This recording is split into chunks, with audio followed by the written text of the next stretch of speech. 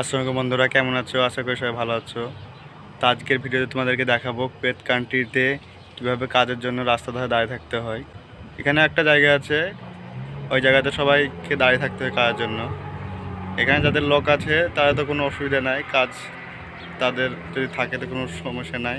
কিন্তু যদি কাজ না থাকে, ডেলি কাম করে, তো ওই জায়গাতে গিয়ে বসে থাকতে হয়। তো আজকে আমার ছুটি, যেহেতু কাজ নেই, ভাবলাম এখানে যাবো আর তোমাদেরকে দেখাবো। তো তোমরা ভিডিওতে সাথে থাকো, চলো যাওয়া যাক। তো এই হচ্ছে সেই জায়গা, এই জায়গায় সবকে দাঁড়িয়ে থাকতে হয়। এখানে এই জায়গাটার নাম হচ্ছে জামিয়া।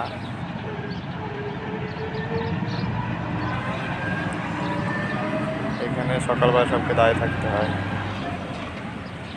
যাদের পার্মানেন্ট কাজ আছে তারা কোনো অসুবিধা নেই, কিন্তু যাদের পার্মানেন্ট কাজ নেই তারা এখানে দাঁড়িয়ে থাকে। তারপর গাড়ি আসে, গাড়ি দিয়ে নিয়ে যায়। ওই যে একটা গাড়ি এসে দেখছো, ওরা বাড়ির লোকগুলো যাচ্ছে শোধাচ্ছে। আজকে তো লোক খুব কম, এখানে 100-150টা লোক হয়। আজকে যেহেতু আমি বেলা করে এসেছি, সেই জন্য লোক কম। এখানে সকাল সকাল 5টা থেকে 8টা অবধি অনেক লোক হয়। তখন আমি এসেছি 8:30টার দিকে, তাই লেগে লোক খুব কম।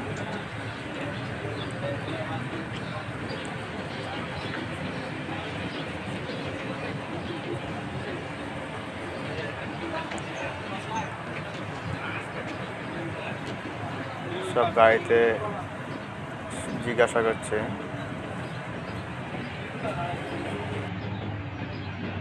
বাংলাদেশি, ইন্ডিয়ান সব লোক আছে এখানে।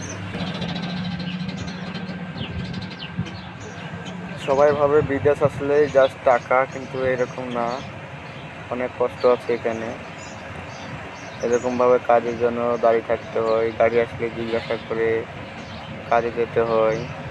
যাদের পার্মানেন্ট কাজ আছে তাদের কোনো সমস্যা নাই, কিন্তু যাদের পার্মানেন্ট কাজ নাই তাদের এইরকমভাবে গাড়ি আসলে তাদের জিজ্ঞাসা করে, তারপর লোক লাগবে তারা সেখানে যায়।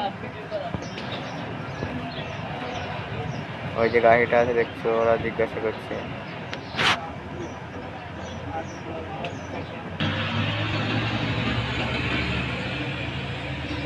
এখানে অনেক অনেক লোক আছে, এইগুলোতে সব বসে থাকে।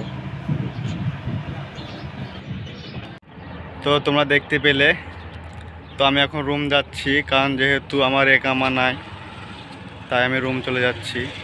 এখন পুলিশের চাপ অনেক। তো চলো, ভিডিওটা ভালো লাগলে অবশ্যই লাইক করবে। দেখা হচ্ছে পরবর্তী ভিডিওতে।